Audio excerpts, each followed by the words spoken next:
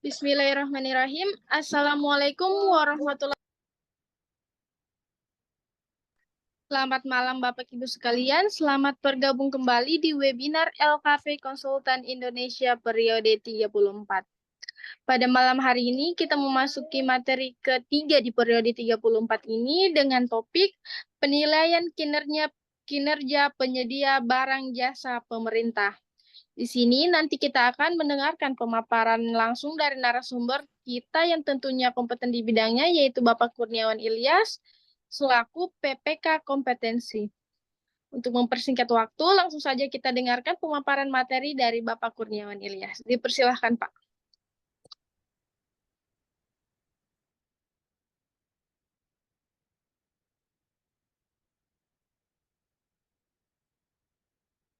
Baik, terima kasih.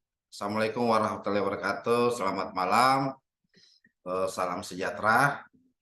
Malam ini saya menjanjikan tata cara penilaian penyedia oleh PPK yang nantinya menjadi bahan untuk diinput di sikap.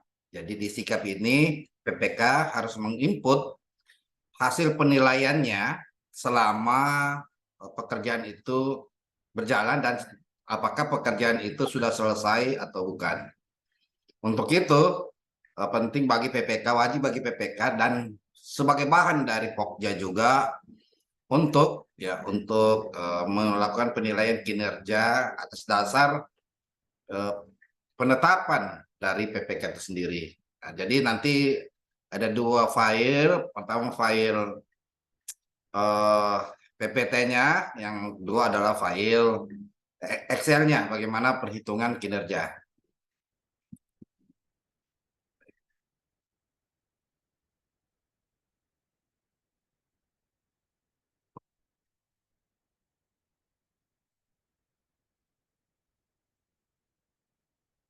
Jadi penilaian kinerja penyedia barang dan jasa pemerintah tahun 2023 akhir atau di awal 2024 sudah tidak ada lagi atau tidak boleh lagi menjabat PPK dari PPTK manakala tidak memiliki sertifikat kompetensi. Jadi 2024 nantinya yang kepala bidang, yang kepala seksi, yang umum, ya, kecuali dia pengelola pengadaan barang dan jasa, dan kecuali dia dari PA atau KPA tidak boleh lagi ya menjadi PPK. Maka perlu ada sertifikasi kompetensi. Nah, sertifikasi kompetensi ini saya peroleh melalui ujian kompetensi di LKPP. Jadi saya sekalipun di posisi saat ini sebagai KPA, Kuasa Pengguna Anggaran, namun penting juga memperoleh sertifikat kompetensi kita sendiri. Manakala kita tidak jadi KPA atau PA lagi nantinya. Ya.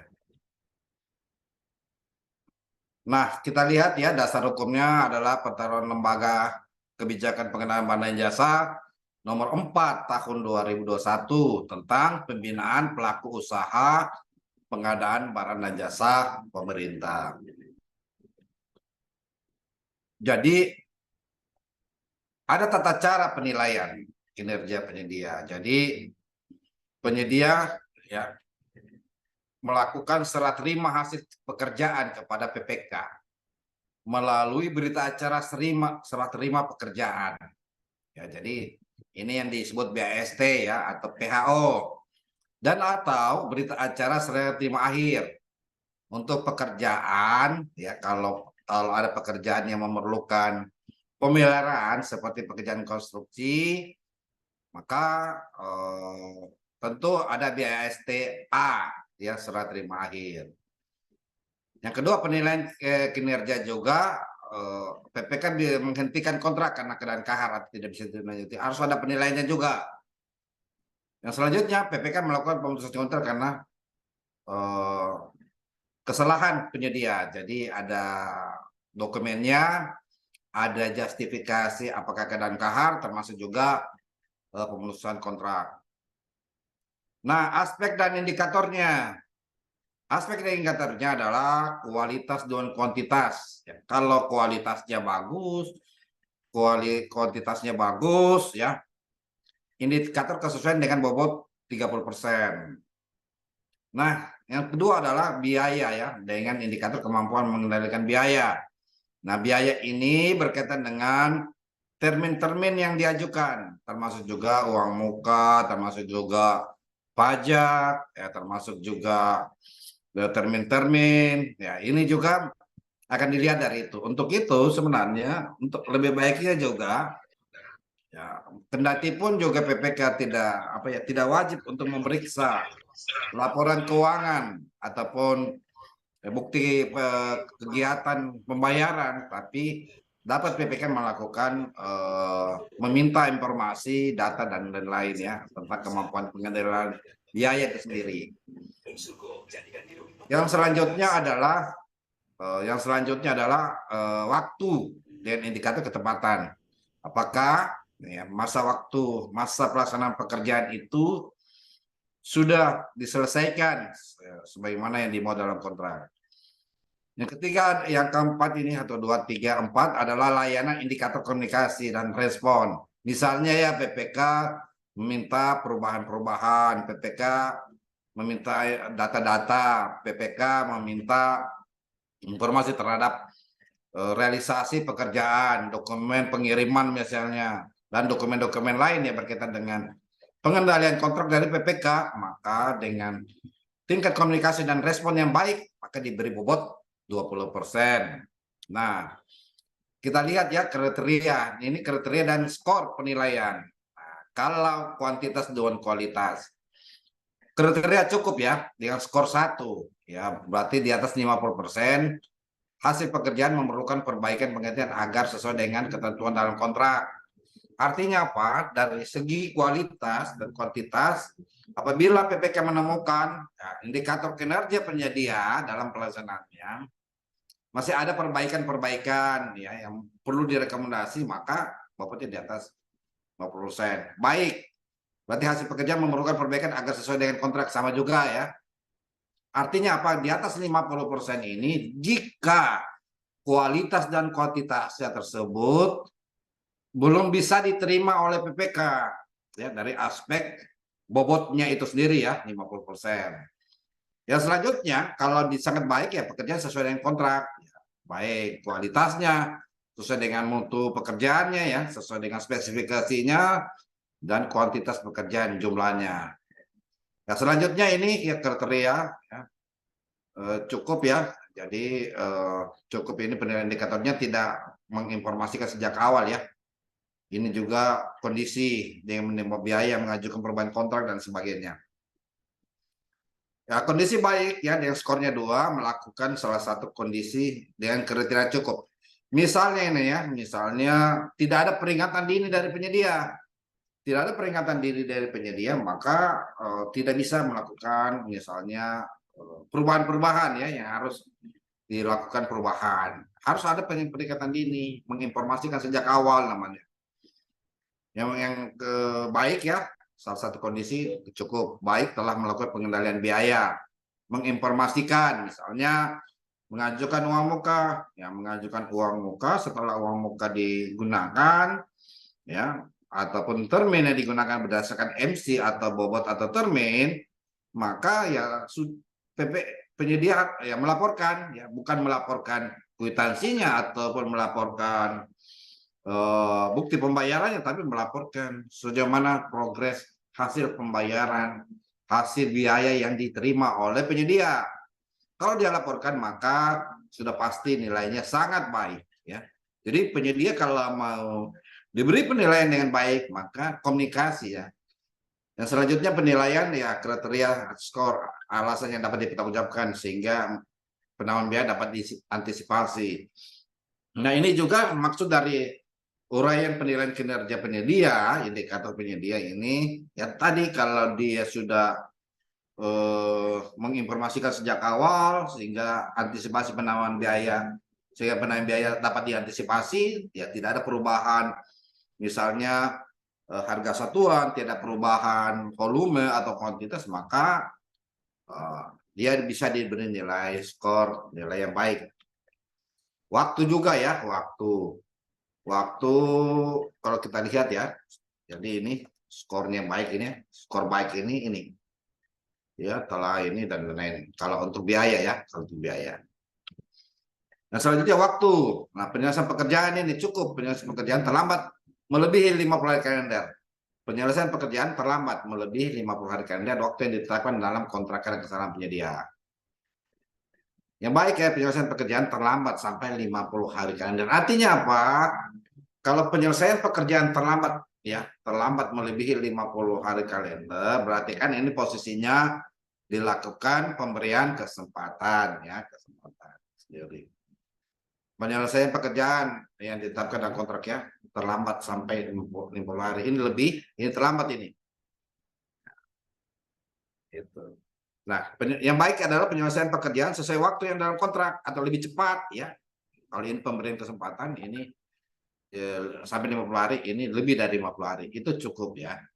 Layanan juga, layanan demikian ya. Layanan kita lihat layanan ya, cukup ya. Penyedia lambat memberikan tanggapan informasi. Penyedia sulit diskusi ya. Kalau diundang ya tidak hadir gitu. Itu harus menilai PPK ya, harus menilai PPK. Merespon permintaan penyelesaian sesuai dengan yang diminta gitu. Sangat baik ya, kalau sangat baik merespon permintaan data dan informasi yang mudah dihubungi atau didiskusikan. Itu penilaian layanan itu sendiri. Jadi rumusnya ya, rumus yang digunakan untuk nilai kinerja, skor kualitas sekali dan skor kuantitas ya, skornya ini ya. Ini skor ya. Skor dan skor kuantitas ditambah ya, skor biaya dikali bobotnya. Ya dikali bobot ya, bobot kualitas dan kuantitas ditambah skor waktu ya. Dikali skor bobot waktu ditambah skor layanan dikali bobot layanan. Kalau nilai kinerjanya ya, nilai kinerjanya di atas ini kan 1, 0, 1, 2, 3. Kalau buruk ya berarti 0. Kalau kinerjanya 1 berarti kurang dari 1 ya, kinerja 2 ya baik ya, berarti kurang dari 3. Kinerja sangat baik adalah 3 itu sendiri. Ya baik, kita lihat kertas kerjanya.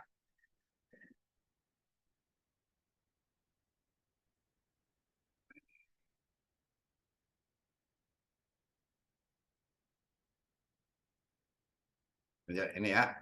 Jadi kita harus beri penilaian ini. Penilaian kinerja ya, penilaian kinerja yang ada di penyedia ya. Tadi saya sampaikan bahwa kan indikatornya ini bobotnya ini ya, ini bobotnya mana tadi?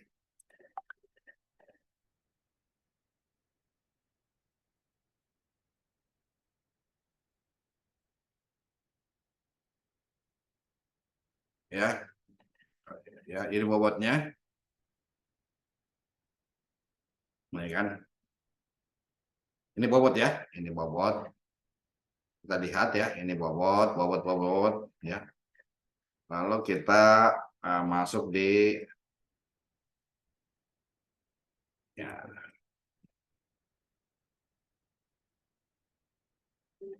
Lalu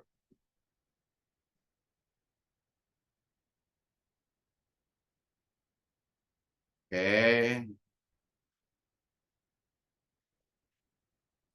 Jadi ini ya, misalnya metodenya apa? Ini kualitas kuantitas 30%. Nah, ini kalau hasil penilaiannya ada perbaikan doa. Berarti rumusnya adalah ya tadi ya. Ini sudah terumus ya. Selanjutnya dengan bobot 20%. Ya, dengan bobot 20% kita nilai ya. Ada salah satu kriteria. Maka kita sisa kalikan saja ya. Kita kalikan sudah terumus ya. Selanjutnya adalah ini ya. 30% dia dinilai ya mampu menyelesaikan ini. Nanti bobotnya adalah Selanjutnya adalah layanan. Ya, kalau 2 juga ya mudah merespon, ya, sesuai dihubungi, maka sudah lulusnya. Total ya, ini totalnya. Ini kan sisa ditambah ya, tambah total 0, bla bla bla. Ala 2, berarti 2 ya berarti baik ya kinerjanya. Berarti kan baik itu adalah kurang dari 3 itu sendiri ya. Ini berarti ini kurang dari 3. Itu tata cara penilaian kinerja penyedia dan ini wajib diupload oleh PPK ya. Jadi PPK tidak hanya tanda tangan kontrak saja, namun dia ini wajib diupload oleh PPK sendiri. Demikian penjelasannya. Saya serahkan kepada moderator. Baik Bapak Ibu sekalian, itulah tadi pemaparan materi yang luar biasa dari narasumber kita. Selanjutnya kita beralih ke sesi tanya jawab atau diskusi. Bagi Bapak Ibu yang ingin mengajukan pertanyaan bisa langsung mengaktifkan mikrofonnya. Dipersilahkan.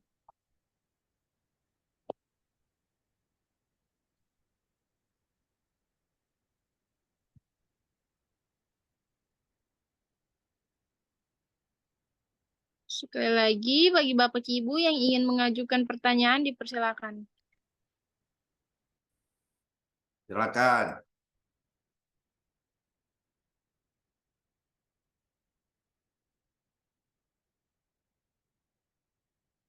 Pas ya.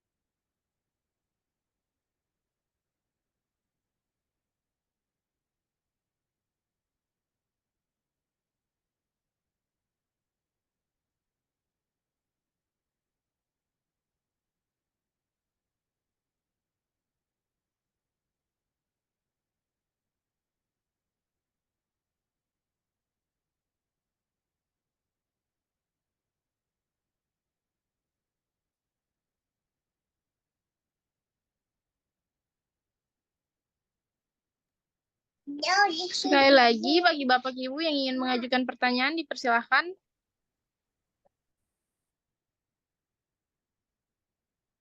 Mungkin cukup ya. Ya ada chat ini. Oh, kertas kerja. Ya ada di grup ya. Nanti. Oh iya ya, udah. Nanti di share ya. Jadi harus ada penilaian kinerja penyedia. Ya. Itu sih parameternya.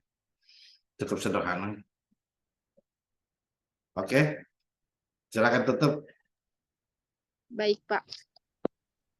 Hadirin sekalian, demikianlah rangkaian webinar pada malam hari ini. Saya ucapkan terima kasih kepada narasumber atas kesediaan waktunya.